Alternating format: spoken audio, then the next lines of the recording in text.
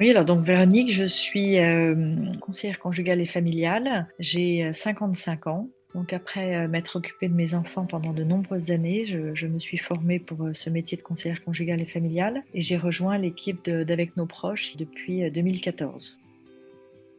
Non, il n'y a pas eu de déclic, c'est quelque chose qui a toujours existé chez moi, aussi bien d'un point de vue de mon éducation que, de même jeune fille. J'étais déjà engagée, de donner son temps, ça faisait partie des choses importantes que nos parents nous ont inculquées, oui, et que j'ai continué.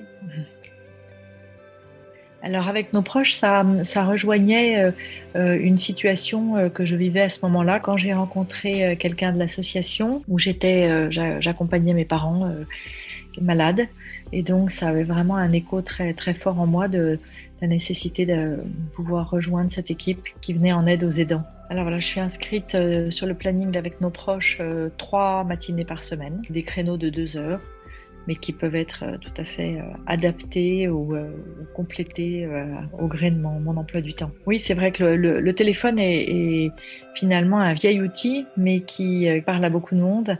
Et dans notre société très connectée, le téléphone est facile, il n'y a pas besoin de compétences particulières, donc c'est vraiment quelque chose qui rejoint tout le monde. Si je me resitue, à cette époque-là, il y avait peut-être quand même la solitude, la fatigue et peut-être quand même, maintenant avec le recul, le déni de cette solitude et cette fatigue.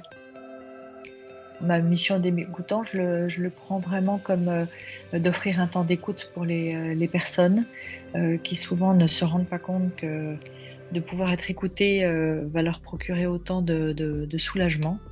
Et c'est ma mission, c'est vraiment de leur procurer ce temps et de ne pas être limitée dans mon temps à moi pour pouvoir bien les écouter. Ça a vraiment un sens oui, de générosité et puis de disponibilité surtout. Ça a du sens parce que c'est dans un monde où tout s'achète, bah là, le bénévolat, voilà, c'est de se dire que on peut donner de son temps et que les gens peuvent obtenir quelque chose gratuitement. C'est une grande leçon, je pense.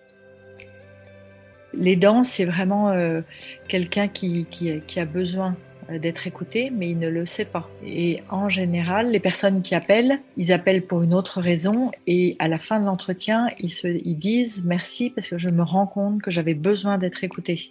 Mais ils appellent pas forcément pour ça.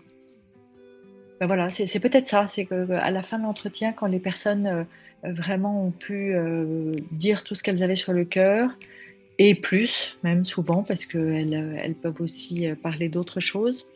Et ma satisfaction, c'est quand elles remercient en disant que ça leur a fait beaucoup de bien. Ça les a beaucoup soulagées.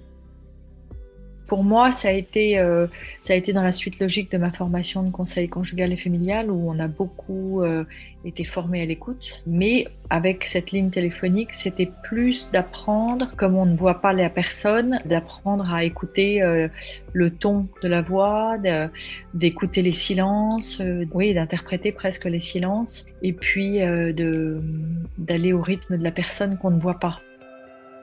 Le bénévolat est fait pour toi si jamais tu acceptes de donner de ton temps. Le bénévolat n'est pas fait pour toi si jamais, on est impatient. Non, je sais pas très bien parce qu'il y a beaucoup, beaucoup de choses qui existent. Cette ligne téléphonique est quand même un plus par rapport à tout le reste. J'ai pas j'ai pas d'idée en tête.